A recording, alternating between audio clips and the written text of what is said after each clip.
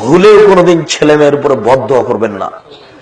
আপনার মন কষাকষি করে থাকাটাই ছেলের জন্য আশীর্বাদ। একবার বদদোয়া করলে জিন্দেগিতেও দাঁড়াতে পারবে না, তার আজীবন ধ্বংস। ভুলেও কোনোদিন ছেলে মেয়ের উপরে বিরুদ্ধে কথা বলবেন না।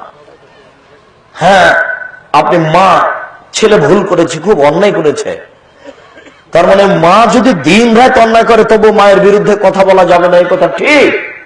আল্লাহ বলেছেন এই শব্দ মায়ের উপরে বাপের উপরে চলে না। আমি যেদিন মায়ের কোলে ছিলাম, বারবার পেশাব করছিলাম, বিছানায় ভিজিয়ে দিচ্ছিলাম, তখন আমার মা যদি আমাকে বলতেন একটু আঘাত করে, অত পেশাব করিস কেন রে, পেশাব করে আমার বিছানা ভিজিয়ে দিল, এটা জায়েজ ছিল। আমার মা এখন 80 বছর বয়স বিছানায় পেশাব করেছে, আমি যদি ঢোকার সময় বলি গন্ধ, কি যে করা যায়, আর জান্নাত হবে না। এর নাম মা। এ ভিন্ন পদার্থ, এ ভিন্ন জিনিস। পেশাব করাবেন আপনি, পায়খানা করবেন আপনি, কাপড় বদলে দেবেন আপনি, গোসল করাবেন আপনি, কাঁধে নিয়ে হাসপাতাল নিয়ে যাবেন আপনি, পানি খরচ করবেন আপনি। আপনার বোন ঢাকায় আছে, এখানে থাকবে না, নেই, ও শ্বশুর বাড়ি গেছে। আপনার স্ত্রী আপনার মাকে দেখবে না কেন? আপনার মা আপনার স্ত্রীকে গালি দেয়, এ কথাও ঠিক। আপনি এখন কি করবেন? এসব পরিষ্কার করবেন আপনি, পায়খানা পরিষ্কার করবেন আপনি, গোসল করে দিবেন আপনি, কাপড় বদলে দিবেন আপনি, কাঁধে করে হাসপাতাল নিয়ে যাবেন আপনি। আপনি ছিলেন একদিন আপনার মায়ের কোলে, আপনার মা এখন আপনার কোলে। আপনার মা আদর করে বলেছিল অত পেশাব করিস কেন রে, এটা জায়েজ। কিন্তু আজকে যদি আপনি ঢোকার সময় বলেন গন্ধে কি করি, এই ভাষায় ব্যবহার করা যাবে না, এই শব্দটাই হারাম। মা এখন বলতে পারে ছেলেকে, ছেলে গালি দিয়েছে মাকে, আব্বু তোমাকে কত কষ্ট করে লালন পালন করলাম, আব্বু তোমার পেশাব পায়খানা আমি সাফ করলাম, আজকে তুমি মাকে এইভাবে কথা বললে। এ কথা বলেন আপনি। ছেলে মেয়ের বিরুদ্ধে মুখে কোনোদিন মুখ খুলিয়েন না উপরে, একবার মুখ খুলে জিন্দেগির জন্য ধ্বংস হয়ে যাবে। দেখবেন, একটু 1 মিনিট দেখে যান। কানাফি বানি ইসরায়েল ইকলাল্লাহু জোরাইজ, বানি ইসরায়েলের যুগে একটা লোক ছিল, তার নাম ছিল জোরাইজ। ইসাল্লি ফি সাওমাতিহি, সে তার গির্জা ঘরে ইবাদত করত। ফাজাত উম্মুহু, তার মা তার কাছে আসলো।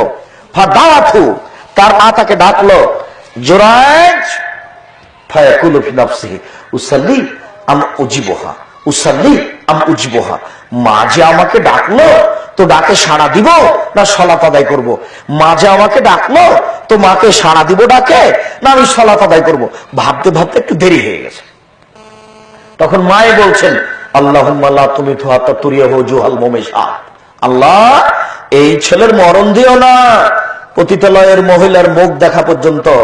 আল্লাহ তুমি এই ছেলের মরণ দিও না পতিতালয়ের মহিলার মুখ দেখা পর্যন্ত। আল্লাহ তুমি এই ছেলের মরণ দিও না পতিতালয়ের মহিলার মুখ দেখা পর্যন্ত। ফাতাআররাজাত লাহু ইমরা, কথা শেষ করতে না করতে, যেতে না যেতে একজন মহিলা চলে এসেছে।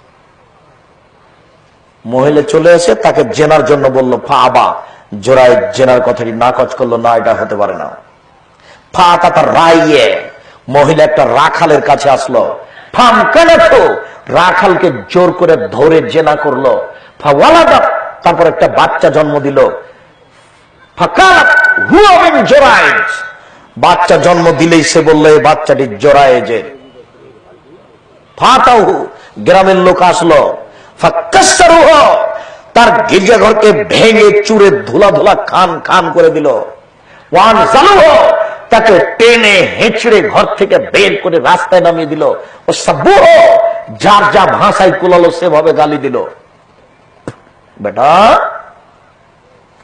গির্জাঘরে ইবাদত করে জেনা দেখাও, যার যা ভাষা সেটা বলল।